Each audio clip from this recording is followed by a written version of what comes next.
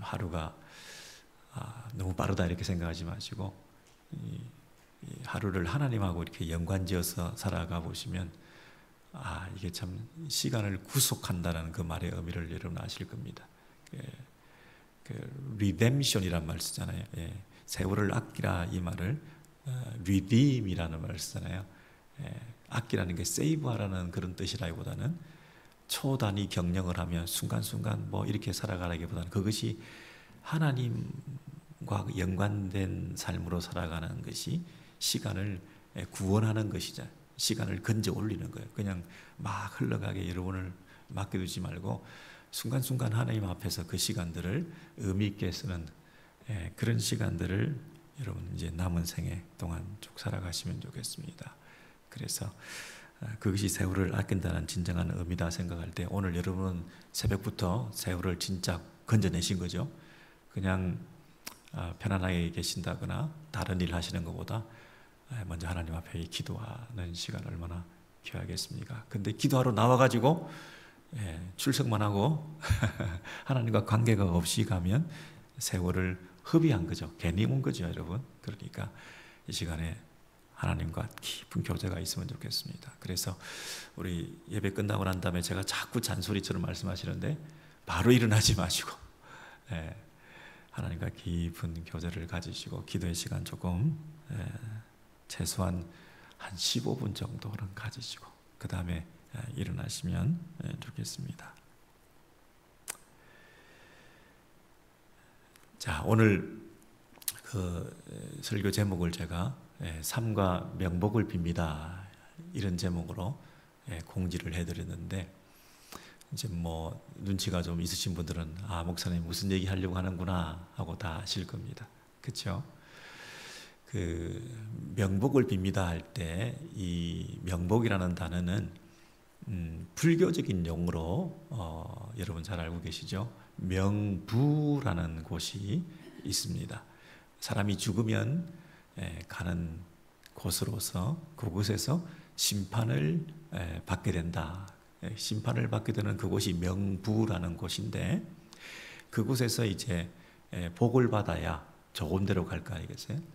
좋은 데로 가기 위해서 그 명부에서 복을 받기 원합니다. 그래서 명복을 빕니다. 좋은 데 가시기 원합니다. 그렇게 이제 우리가 불교적인 용어이지만 우리가 흔히 쓰는 말이기 때문에 그냥 삶과 명복을 빕니다 이렇게 해도 그것도 그렇게 나쁘다 틀렸다 뭐 이렇게 말하고 싶지 않습니다.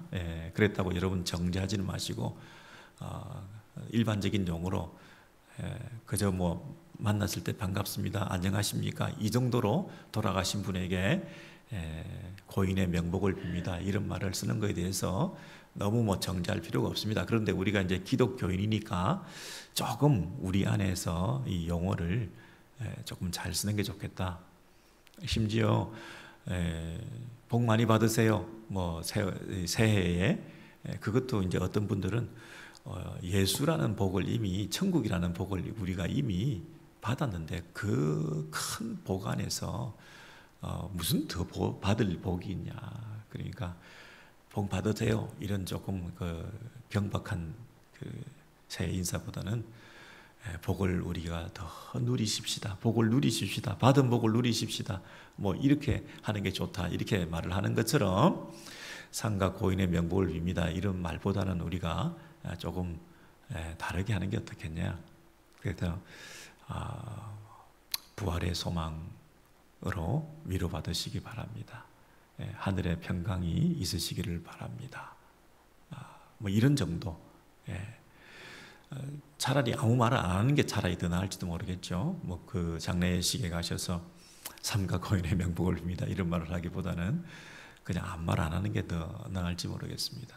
굳이 말을 해야 되겠다면 무슨 말을 해야 될지 모르겠습니다 이렇게 말하는 게 낫겠죠. 뭐라고 위로를 드려야 될지 모르겠습니다. 이게 더 좋은 말인 것 같아요. 그런데 이런 말들을 하게 된 이유가 뭐냐면 이제 죽은 자를 위한 기도라는 그 신학적인 문제 때문에 그렇습니다. 다시요. 삼가 고인의 명복을 빕니다. 이 얘기는 이제 돌아가셨는데 그분이 복을 받기를 우리가 기도할 수 있느냐? 죽은 자를 위한 기도를 우리가 할 수 있느냐. 이제 이 주제가 있기 때문에 이것이 이슈가 되는 거죠. 그래서 우리 기독교인들은 사람이 죽고 난 다음에 그 죽은 자를 위해서 우리가 기도할 수 우리는 없다.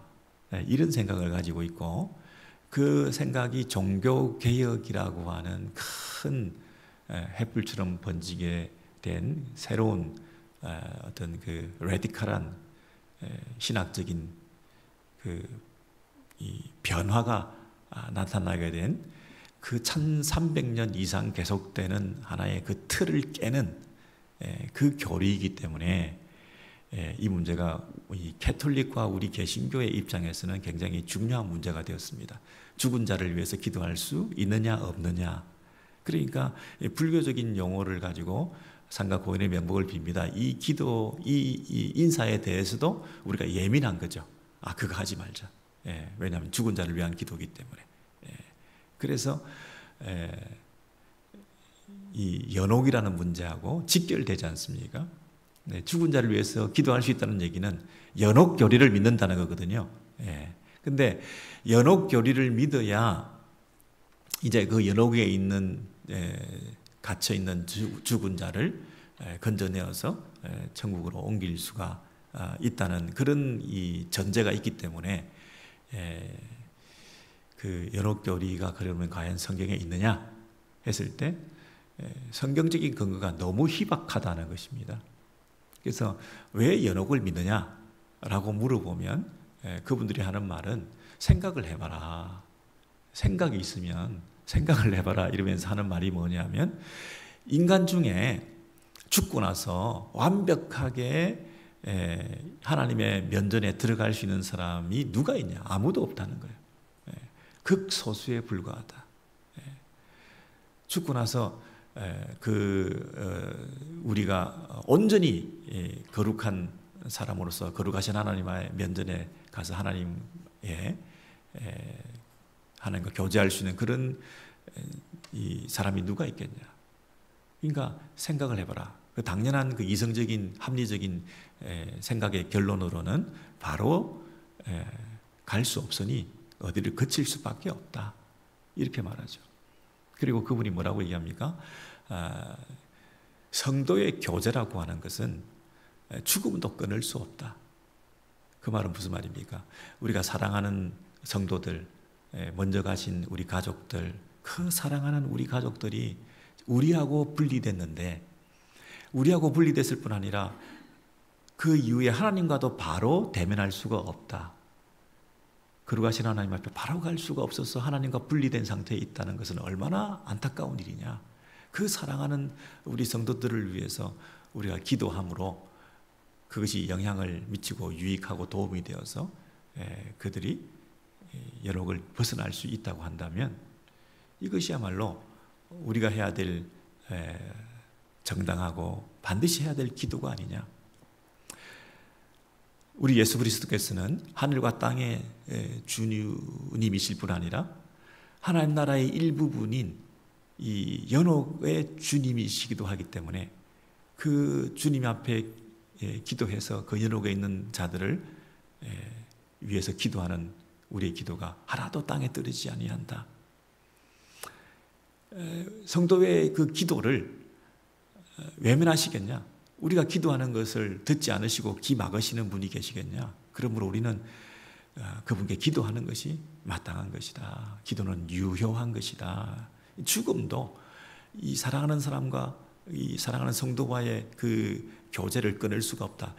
죽었다 하더라도 그분과의 교제, 돌아가신 분과의 그 교제는 계속되니까 우리가 기도로서 교통하고 있다. 이렇게 제가 말씀을 드리면 이 교리에 지금 빠지는 분이 계시는 것 같죠? 너무 당연하다, 그럴싸하다 이렇게 말씀을 하시겠는데, 이제 이 생각으로는 물론 그렇지만 성경적인 근거가 있냐 그랬을 때 별로 내세울 수 없으니까 그들이 내세우는 것 중에 한 가지는 외경에 있는 결정적인 근거가 있다 이렇게 얘기를 합니다. 여러분 그 마카비스라고 하는 걸 아시죠? 신약 시대와 이 구약 시대의 그 중간에 있는 중간 시대에 이렇게 많이 문서들이 있는데, 그 문서들 중에 마카비후서 몇 장 몇 절 이렇게 보시면 그 시리아 군대가 와가지고 유대 군대하고 싸우면서 이 마카비우스라고 하는 이 군대 장군이 이제 유대 그 군대의 그 군사들의 시체들을 수습해가지고 이제 장례를 치러주는 이런 상황에서 그 유대 군사들이 그 유대 군인들의 시신을 수습했는데, 수습하고 보니까 거기에 그 이방 신전에서 탈취한 부적 같은 것들을 몸에 지니고 있는 거예요.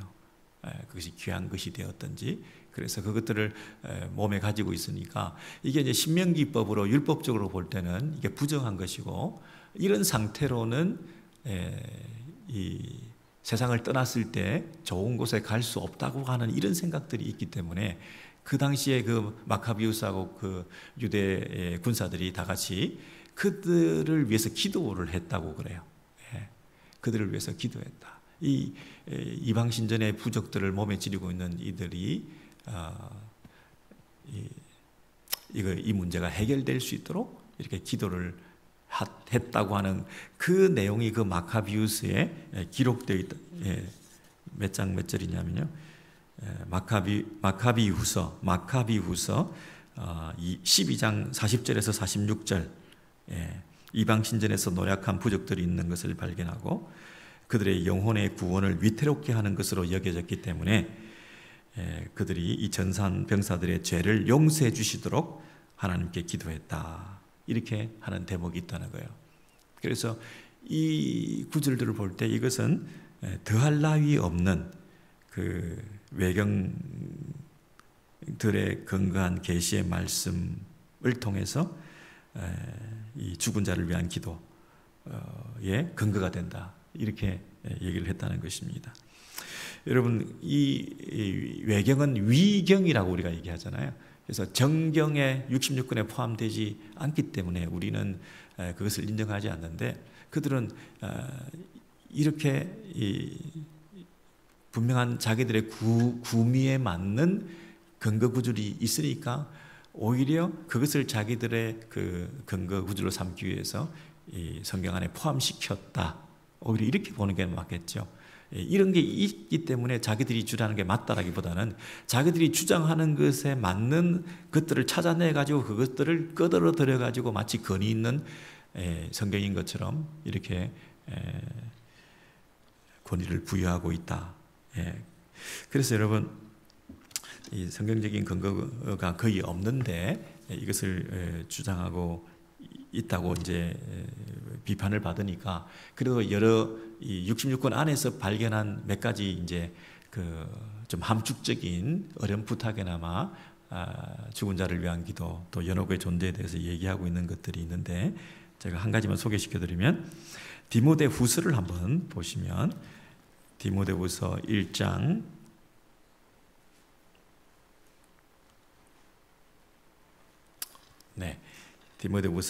16절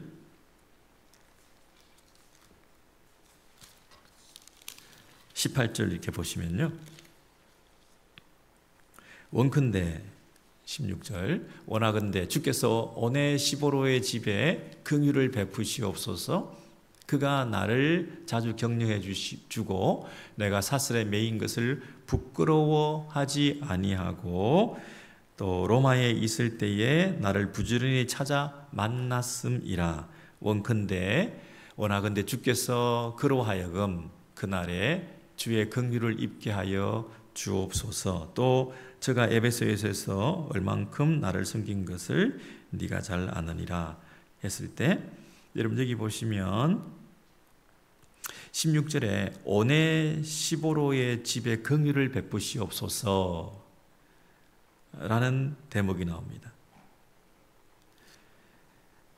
그리고 18절에 보시면 원하건대 주께서 저로 하여금 그날에 주의 긍휼을 얻게 하여 주옵소서 라고 기도문이 나오죠. 근데 누구를 위한 기도입니까? 오네시보로를 위한 기도를 하고 있다. 이렇게 말하죠. 근데 16절에 오네시보로의 집에 긍휼을 베푸시옵소서 이렇게 말을 함으로써 오네시보에 대한 기도가 아니라 오네시보로의 집을 언급함으로써 그때 그 당시에는 오네시보로가 죽은 상태다 이렇게 말하는 거예요. 지금 오네시보로에게 안부를 전하고 오네시보로에 대한 얘기를 하고 있는데 오네시보로의 집에 긍휼을 베풀어 달라는 얘기는 오네시보로는 이미 죽었는데 18절에 주께서 저로 하여금 그날에 주의 긍휼을 얻게 하여 주옵소서. 저로 하여금 오네시보로로 하여금 주께서 그에게 긍휼을 베풀어 달라고 이렇게 기도하고 있다는 거예요. 예. 여러분 거기 4장 19절에 보시면 여러분 보고 계시죠? 4장 19절에 브리스가와 아굴라와 및 오네시보로의 집에 문안하라. 4장 19절에 보시면 여기서도 브리스가와 아굴로라고 하는 사람은 이름을 언급했는데 오네시보로는 오네시보로에게 문안하라가 아니라 오네시보로의 집에 문안하라 그랬다는 거예요. 그러니까 지금 오네시보로는 죽은 것인데 그 집에다가 유족들에게 문안하라 이렇게 이 사도 바울이 얘기를 하고 있고 그 오네시보로의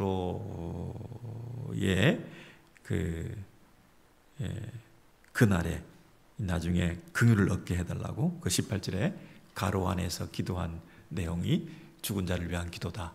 지금은 죽었는데 문안은 그 집에 하고 있고 그리고 기도는 그를 위해서 했다. 이렇게 얘기를 하는데 여러분 어떠신가요? 오네시보로의 집에는 사실은 오네시보로의 가족들일 수 있잖아요. 브리스가와 아굴라는 한 부부니까 이렇게 한꺼번에 이렇게 언급할 수가 있고 오네시보로의 가족들에게는 오네시보로도 포함될 수도 있는 것이지 않겠습니까?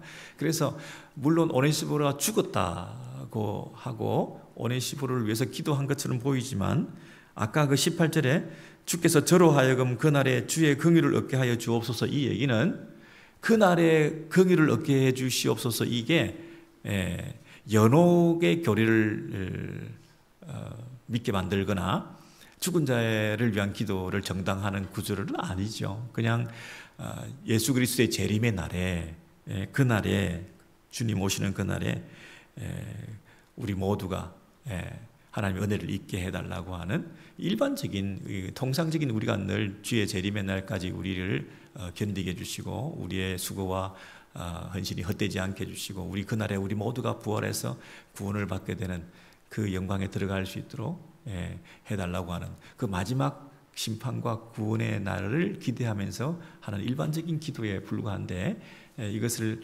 굳이 자신들의 교리에 끼워 맞추다 보니까 이것이 죽은 자를 위한 기도다 이렇게 말을 한다는 것입니다. 여러분 제가 뭘 말씀드리냐 하면 이 성경 해석의 원리가 뭐냐 하면 애매한 것을 가지고 그것을 부풀려 가지고 일반화시키는 교리를 만들어내면 안 된다는 것입니다. 정확하고 확실한 것을 가지고 그 애매한 것을 덮을 수 있어야 되는 거죠. 애매한 것을 가지고 성경을 해석해서 일반적인 교리를 만들어내면 굉장한 위험에 들어간다. 그러므로 이런 정도의 성경적인 근거를 가지고 그 엄청난 그 연옥 교리를 합리화시키는데 근거로 삼는 것은 굉장히 위험한 해석 방법이다 하는 것입니다. 유보적인 태도를 취하고 확실하지 않은 것에 대해서는 정확하게 말하지 않는 것이 낫다. 그렇게 말씀을 드리는 거죠. 그에 비해서 우리가 오늘 읽었던 그 본문 사무엘하를 다시 한번 돌아와서 보시면 사무엘하 12장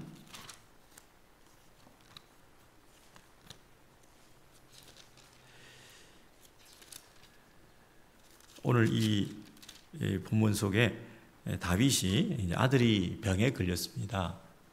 병에 걸렸는데 그 아이가 병에 걸리고 이제 어려움을 당하니까 아버지 다윗이 엄청난 슬픔 가운데 금식하고 또 식음을 전폐하면서 하나님의 앞에 은혜를 구하기 위해서 막 매달렸습니다. 살려달라고. 아들을 살려달라고 막 기도했는데 신하들이 가서 말렸죠. 금식을 거두어 주시옵소서. 왜 이렇게 슬퍼하십니까? 이렇게 안 되시면 큰일 납니다. 이렇게 밤새도록 잠도 주무시지 않고 이렇게 계시니 임금의 건강이 심히 염려가 됩니다.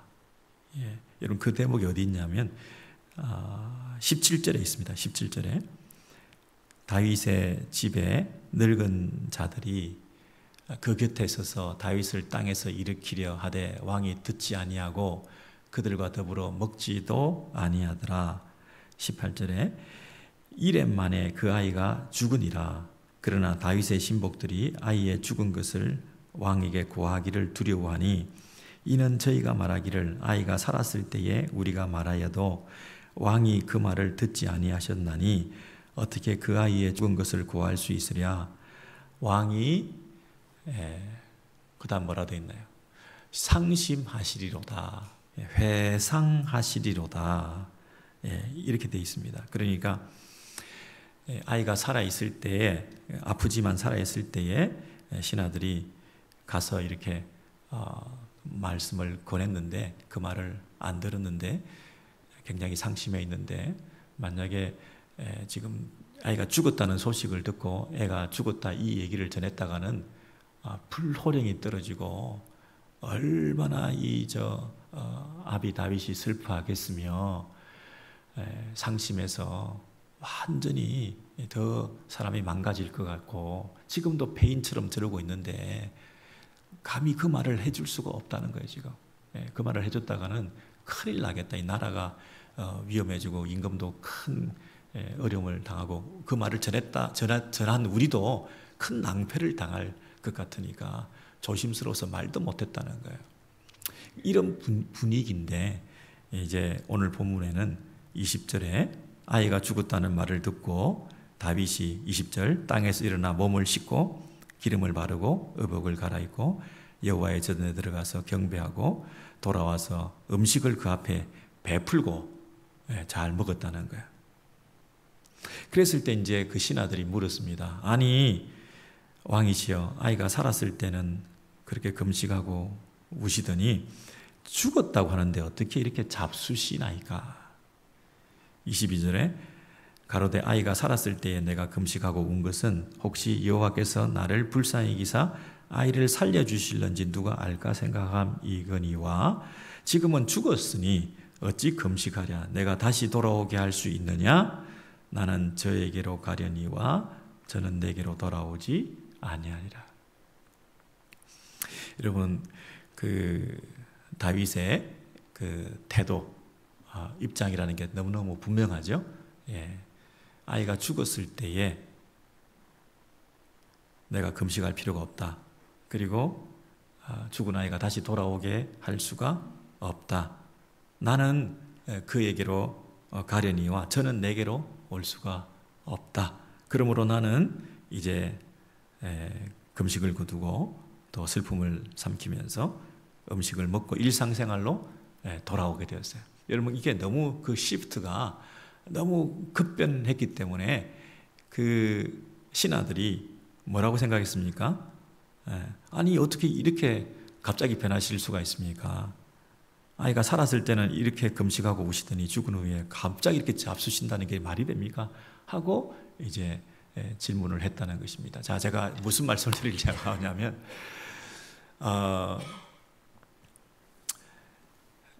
그 사람의 그 인정, 일반적인 우리들의 그 상식적인 판단,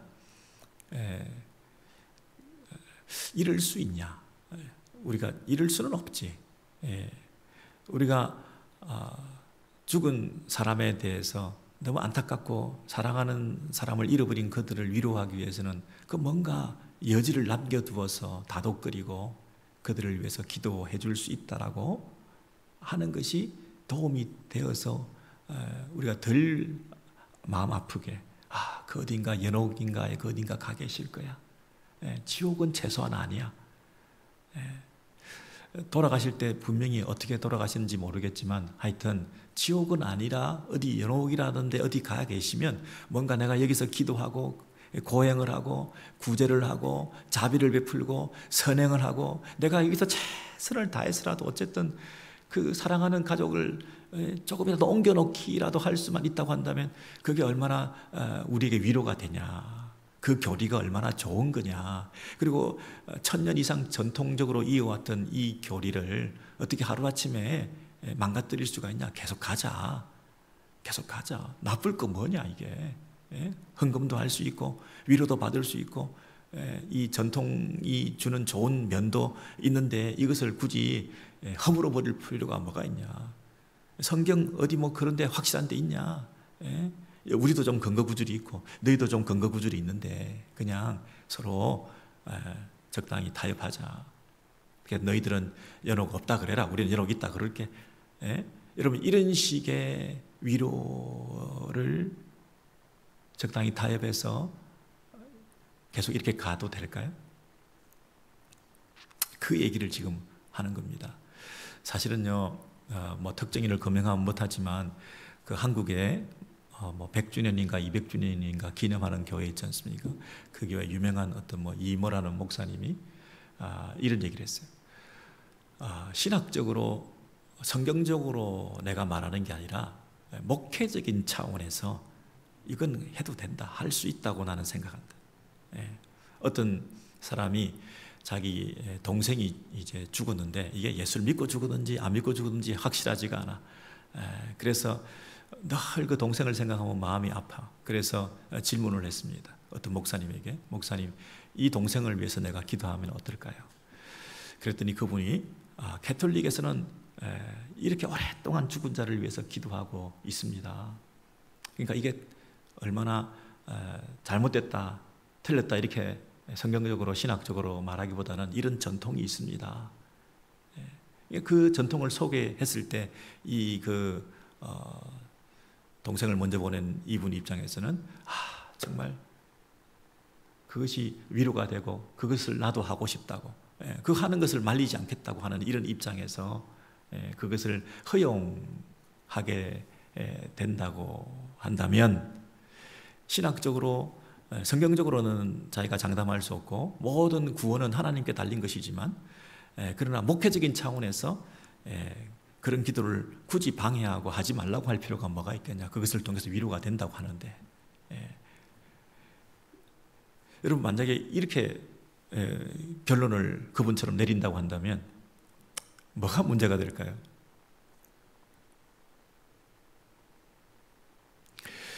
여러분 구원을 받았느냐 안 받았느냐의 문제는 우리가 판단할 수 있는 게 아니죠. 만약에 전혀 예수를 모르고 돌아가셨다, 그랬다고 한들 그분이 구원을 못 받았다고 우리가 단정할 수 있나요? 그분이 무슨 다른 불교 신자였다 하고 돌아가셨어요. 만약에 그러면 이제 그분이 반드시 지옥 가셨나요? 아니죠. 그 마지막 순간에 어떻게 된지 우리는 모르잖아요. 그리고 하나님께서 그 영혼을 어떻게 하시는지는 하나님께만 달린 거잖아요. 근데 어떤 사람은 끝까지 예수를 믿고 돌아가셨어요. 신앙 고백을 다 하고 마지막까지 입으로 고백 다 했어요. 그랬다고 해서 그 사람이 100% 천국 갔나요? 겉으로는 그렇게 고백했지만 그 마음에서 진심으로 어떤 상황인지 우리가 알 수가 없는 거죠. 그러므로 그분은 천국에 가지 못했기 때문에, 지금 예수를 안 믿었기 때문에 어디 연옥 같은 데 가 있을지 모르기 때문에 우리가 기도해야 되겠다기보다는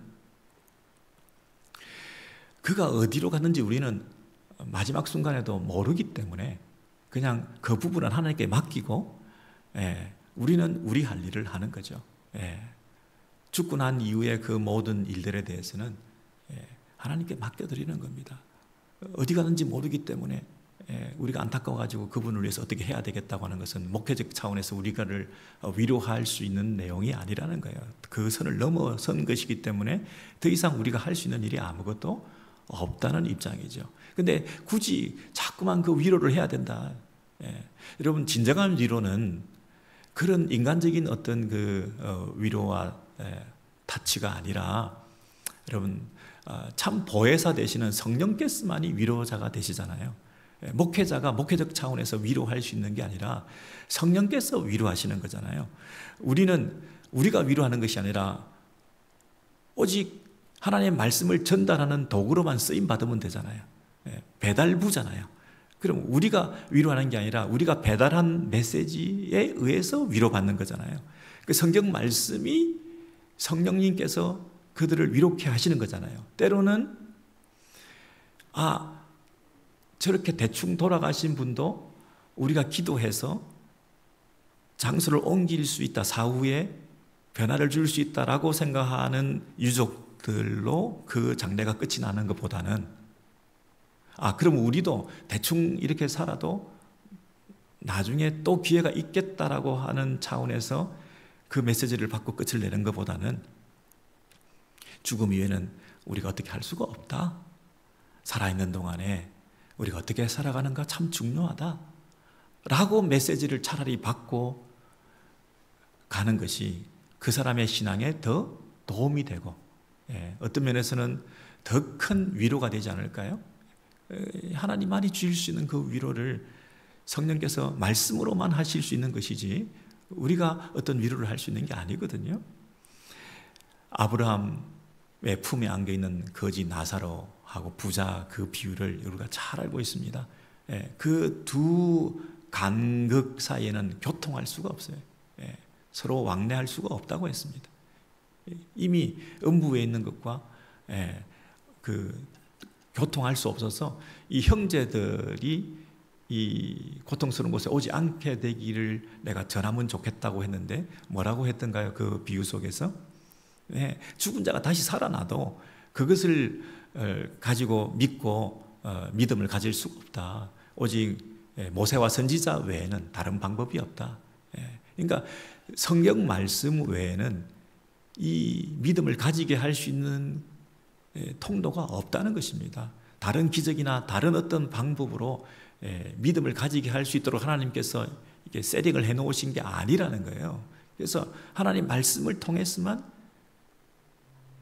믿음을 가질 수 있도록 했기 때문에 지금 우리가 하는 이런 방식으로 위로를 전한다고 해서 그들에게 구원의 문이 열리게 되는 게 아니다, 이렇게 말씀을 해주신 것이죠. 여러분, 결론적으로 말씀드려서 이 다윗이 가지고 있는 이런 태도가 어떻습니까?